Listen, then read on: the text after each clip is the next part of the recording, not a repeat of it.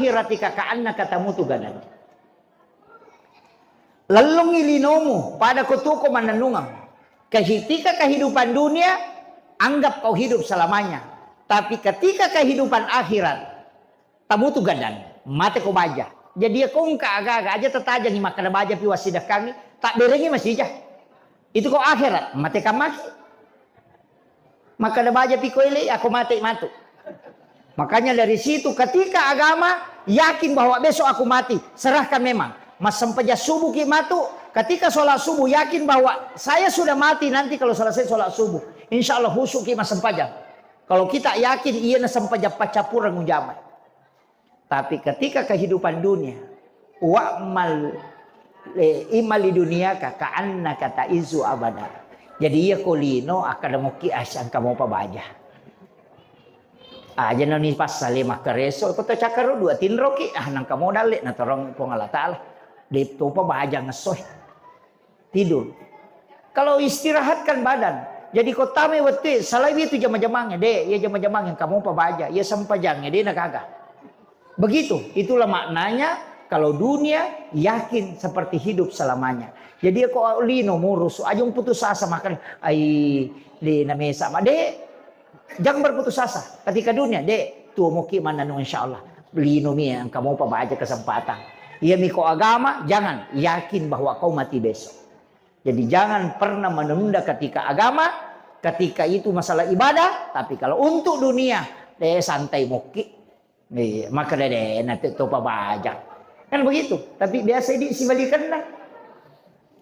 Kadang sebaliknya. Ya kok sampah aja, wah aja nih jolok matu pide, tahu jolok takalai mega pengelih. Ini yang jadi masalah. Iya, jadi maka dia tahu pandrita. Jadi maknanya itu Pak bukan maka ada kota makare solino ya tundur-tundur itu orang ide yakin bahwa hidup selamanya. Angka dalek na tarongi pengolah Ta'ala. Ndak usah paksakan. Pak Mega tu Pak Balu ko cakarudu namo matana na cair itu. Mana ka mata mako patinrona. Awe. Alengi waktu istirahat. Nabi mengatakan jangan engkau menganiaya dirimu, kasih haknya.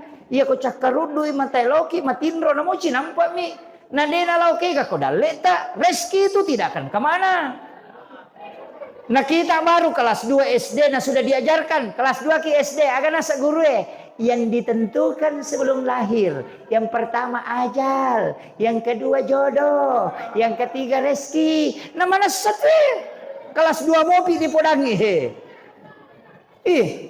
ditentukan ni ajalna, ditentukan jodohnya, ditentukan rezekinya. Mana sedale nah itu rezeki Pak sudah ditetapkan sebelum kita lahir. Yang kedua, ada malaikat yang disuruh bagi. Tidak mungkin salah bagi. Ya kok tim sukses mendari salah bagi. Ya kok malaikat dia kena salah alamat. Aja sama selang. Sayyidina Ali mengatakan biar di mulutmu kau akan muntahkan ketika itu memang rezekiku. Dek na lauke kah. Maka itu pandrita marakko ni pena tak tutup ni kita. Itu sudah ditetapkan. Cuma memang disimpan di lauhun mahfuz. Lauhun mahfuz itu harus turun ke langit-langit dunia. Angka pahlawana. Ini langit. Makanya dikatakan yanzilu besok turun dari langit. Ada yang muncul dari tanah. Rezeki itu jalurnya ada turun dari langit. Ipano idale ya natu nak kada ogi ikodong. Agar bahasa Indonesia nih ikodong penjolok. Itu iya. Bagaimana rezeki itu dikasihkan jalur supaya dia turun. Nah sebab ia kode telengi jalur dia tidak akan turun. Nah makanya rezeki itu ada jalurnya. Bisa dengan jalur sholat, bisa dengan jalur baca Quran, bisa dengan jalur silaturahmi, bisa dengan jalur doa, bisa dengan jalur banyak sedekah. Maka itu biasa kimi auto tangki to. Auto tangki to na Pertamina. SPBU siaga liter solar na lurang ya. 5 sep budi. Magi penalepa Pertamina malisa solar. Na 5 sep solar na lurang. Kenapa dia kehabisan solar? Nangka solar na lurang 5 sep liter. Nalepa Pertamina malisa solar. Karena tidak ada selang dari tangki besar itu turun ke mesin. Sama ji reski, walaupun reskimu 500 miliar di lahun mahfuz, kode agak salah nolan no, deto no. Bagaimana cara membuat jalur? Wong Allah yang mengatakan, man ja'a bil hasanati falahu asyru amsalihha. Ya kau boleh ngaji di balik 10, makanya sedekah dulu. Kalau sedekahnya 2000 itu pipet.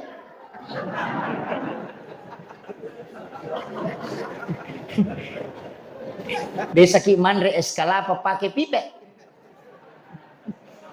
Kapok timo miso itu.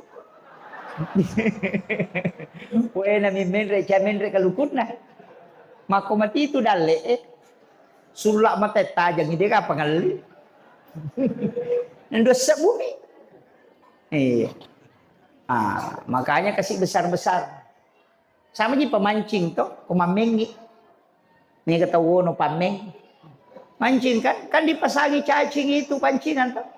Itu cacing kan untuk kita, bukan untuk pemau, bukan untuk ikan toh. Iya orang alati untuk balai atau untuk ini? Hah? Untuk ikan? Iya kok balai, pale aja tatarimeng, alati mana tapi ya? Kami memang pandai balai. Tenang-tenang aja deh. Makanya disebut memancing karena tidak bisa diambil ikannya kalau dikapapakinan rena kecuali balai buta. Iya na tunak kada kong kadali na dena sidak kata nang kadali na dali buta miya tu. Pusa pitay na runtu ibaluk-baluk mo. Ina dena pusa dena runtu Iya tu. Makanya keluarkan sedekah, makanya selalu dikuta akimi shalah wa atu zakat. Sempayang kemudian sedekah. Iya. Napa ni aja tama seke, Pak. Pak ditung aja tu gagal sengaran atau seke. Pak itu tahu seke, namo tahu seke cacatoy. Iya. Oh, maka tiga tahun nasa seke pa padaliwa pialin. Iya.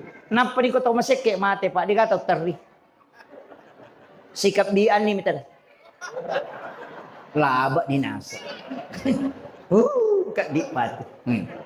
Iya, mati. Lalu itay masyarakat kubur. Nabaca asat ko kiburu ambo upa nasa buto pakat di na biasa gitu. Padahal dito kaya sang ambo upa.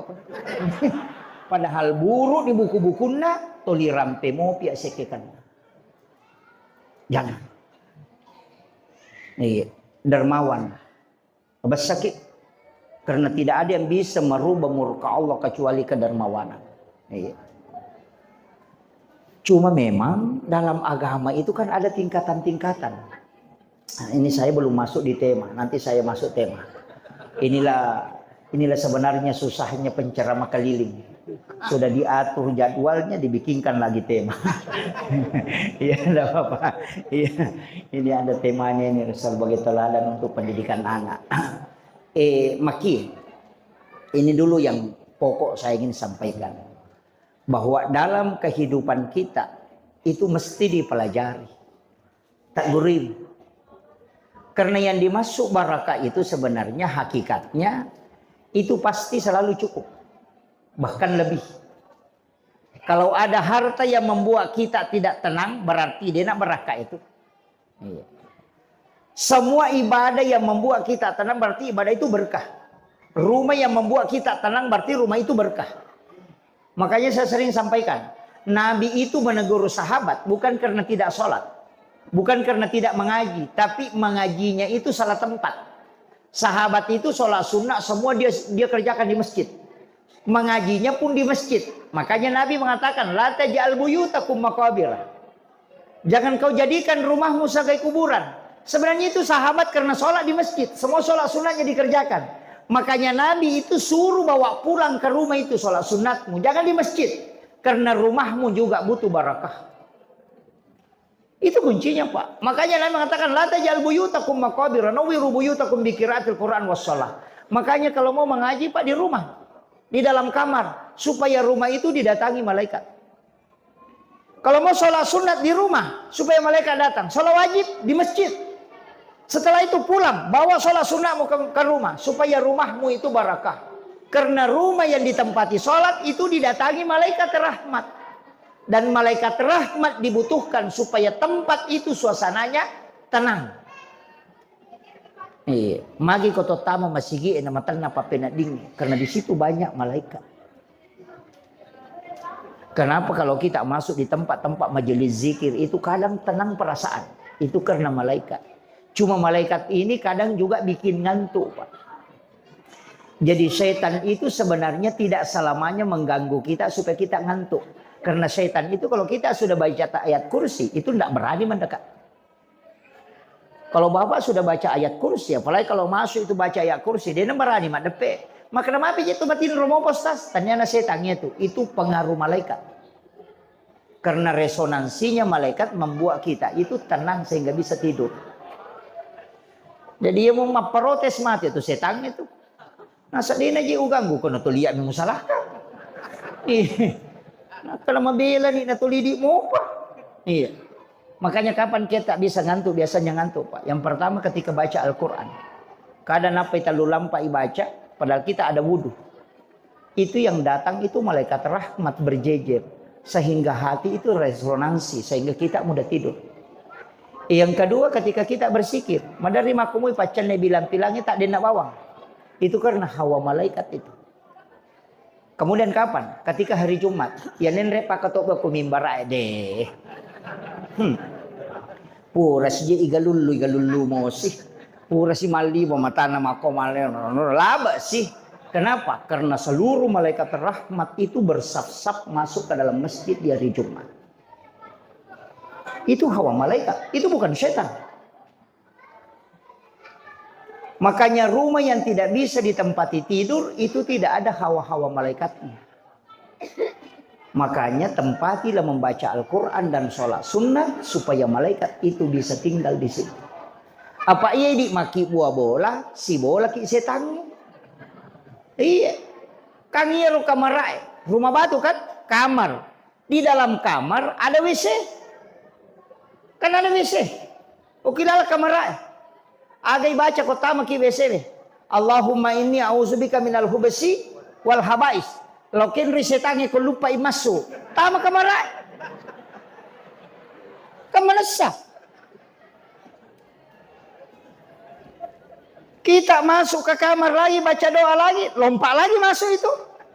Jadi hukum itu setan itu lisia cenderem nih bawang.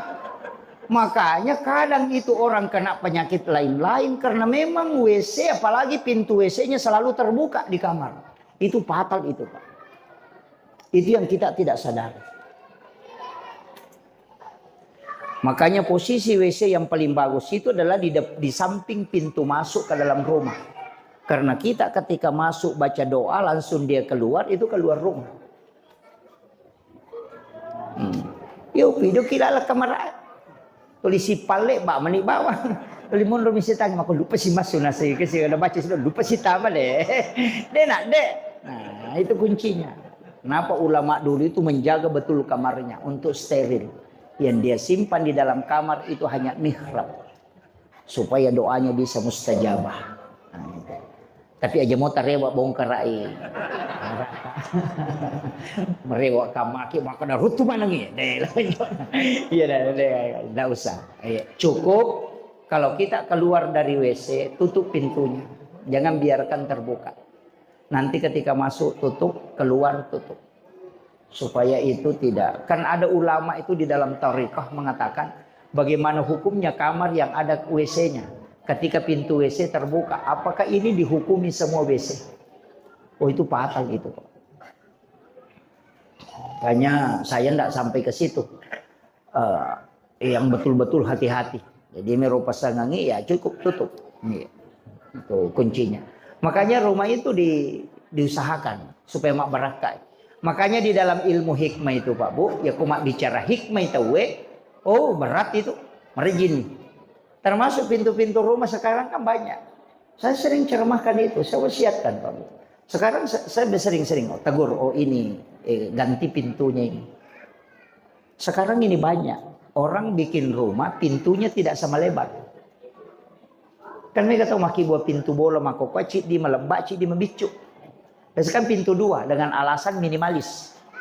Jadi kadang yang pintu ini lebarnya 50, yang ini lebarnya 40. Atau ini 70, yang satunya ini kecil. Jadi satu lebar, satu kecil. Padahal itu pintu dua. Oh, kalau di dalam ilmu hikmah itu pantangan betul. Napim maliala atau mata teriol. Maka dia natu pintu bola biasa orang selingkuh. Iya, penghuninya itu akan selingkuh.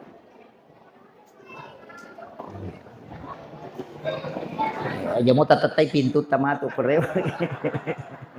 Kada iya nape tulip pajok kawan di bapak. itu kuncinya Pak. Tapi hikmah itu bukan ilmu pasti Pak ya. Dia ilmu kebanyakan. Jadi koma bicara hikmah itu tapi bukan ilmu pasti. Sama kalau begini. Kalau mau tahu sifatnya anak pertama, komiki misengi sifat anak pamulata itu sifat baik bapaknya melekat di situ. Nanti sifat jelek ibunya itu ada di situ. Jadi sifatnya anak pertama itu mengikuti sifat baik bapaknya, mengikuti sifat jelek ibunya. Itu nak pamulang. Jadi aku pacodo kangin makna, pacodo ka tu anak pamulata. Iya, itu. Jadi sifat jelek ibunya akan melekat dan sifat baik bapaknya akan melekat. Kalau anak kedua kebalikan, sifat jelek bapaknya akan melekat di situ, nanti sifat baik ibunya melekat di situ. Itu kalau di dalam hikmah itu. Tapi ada juga konsensusnya itu, tapi jangan takut ya. Ketika anak pertama laki-laki, maka biasanya yang meninggal pertama itu bapaknya. Kalau anak pertama perempuan, maka yang meninggal pertama itu adalah ibunya.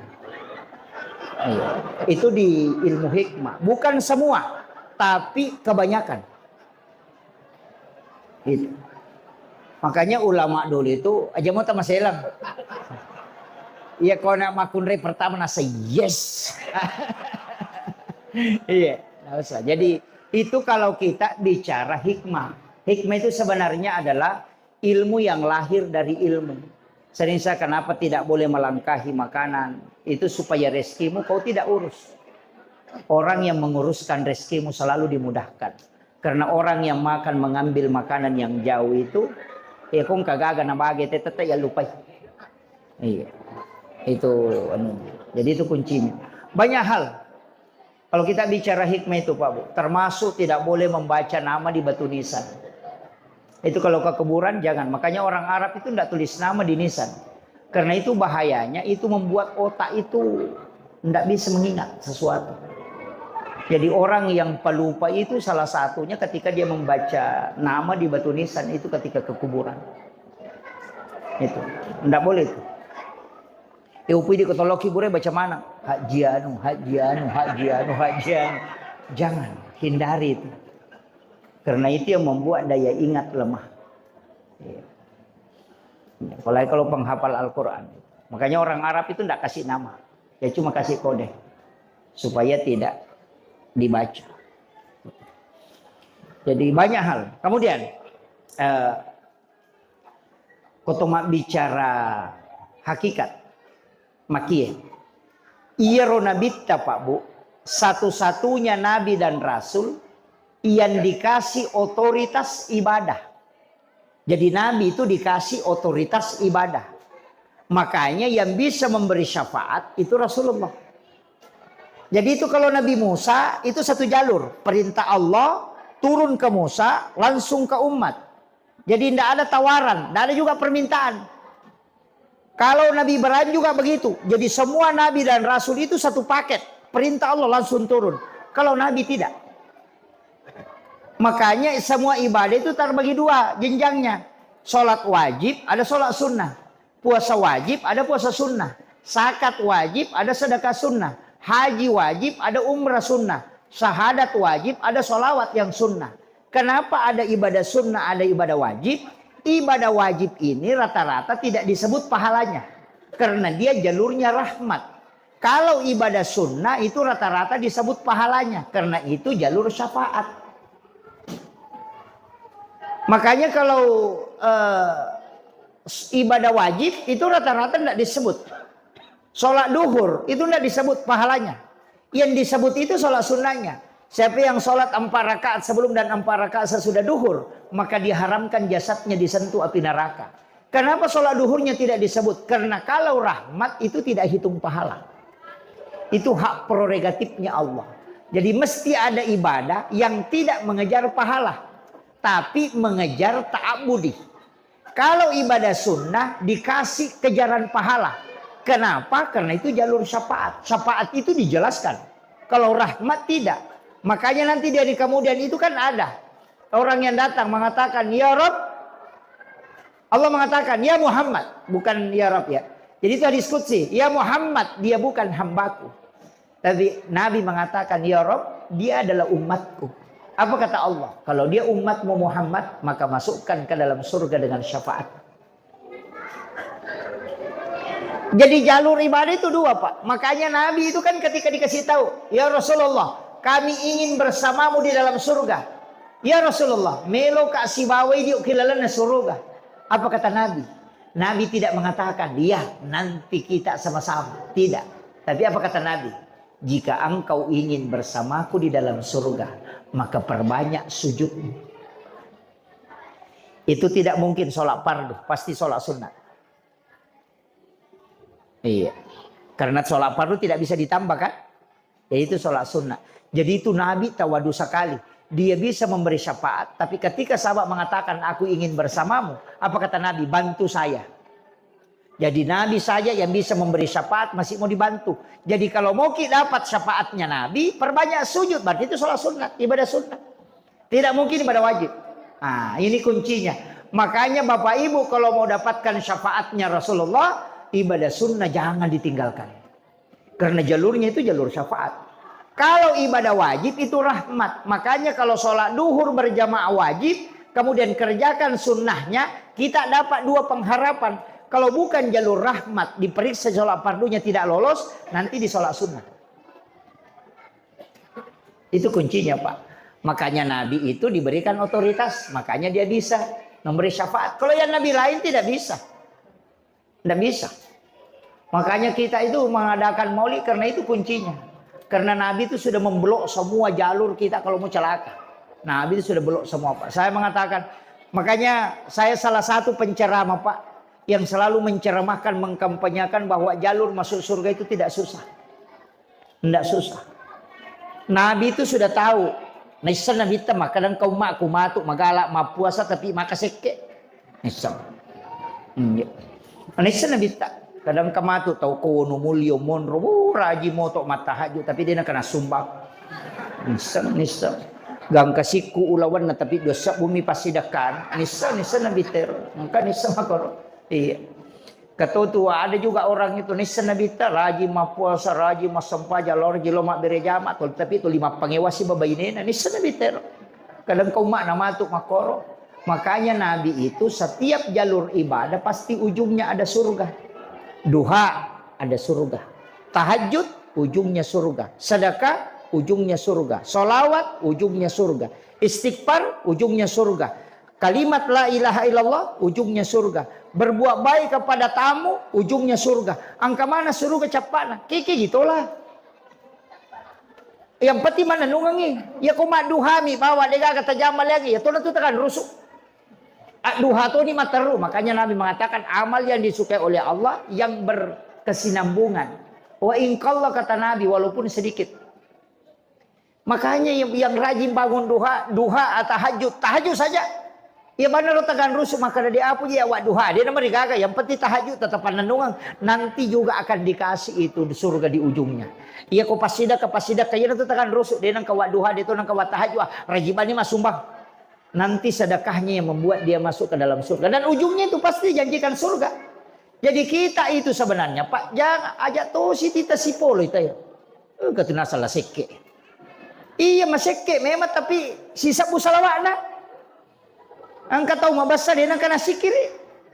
Coba kalian. Jadi masing-masing orang itu dikasih keistimewaan. Jadi di mana dia kata Tonro itu? Apa angkat tuh masing-masing ada kekurangan. Kata tuh paciciran. Tapi makanya tuh sampai jalan. Itu. Jadi itu kuncinya. Nanti kalau Al-Quran, ya itu. Baca Al-Quran, ya orang yang selalu membaca Al-Quran. Nanti diberikan syafaat dengan itu. Itu kuncinya Pak. Cuman. Angka mi tahu pandrita makada. Makanya kau megai. Apa ya kuci di mimuran doangan ada na lolo sabaran. Magi kau pak mak beluk gulai, nak beluk terigu to, mak beluk mentega, mak beluk, na beluk mana? Sebab maka dia kotanya warat na lite mentega, barat na laku. Nah begitu juga ibadah. Makanya ada ulama mengatakan yang penting kau pernah lakukan walau hanya sekali. Ajak kami ya ronola syafaat. Tapi kalau syafaat itu pak disebut apa? Satu, siapa yang berselawat kepada Rasulullah 100 kali pada malam Jumat itu dijamin. Nabi yang menjamin, pasti dia mendapatkan syafaatku. Ya bandar utapan nungang. Ya kawan di Jumat salawat kayak kasih ratu, salawat lagi. Mau pakai salawat Ibrahimiyah pakai, mau pakai salawat Tibil Kulu pakai, mau salawat Naria pakai, mau salawat biasa pakai, mau salawat Jibril pakai. Yang penting mah salawat 100. Kenapa? Nabi mengatakan setiap malam ada malaikat yang mengantar salawat, tapi ada satu malam malaikat tidak mengantarnya karena saya yang langsung mengambilnya. Itu salawat umatku pada malam Jumat. Maka siapa yang bersalawat kepada, kata Nabi, kepada aku 100 kali di malam Jumat, maka pasti dia mendapatkan syafaatku kalau di yaumil akhir. Masa dia tulis baca kasih ratu ya Rasulullah ala Muhammad makunrutongan. Iya. Nah itu salawat bu sallallahu ala Muhammad. Kui baca nama lesi 10 misi di menit nasi sabu. 10 misi di menit nasi sabu. Tak coba nih tangi.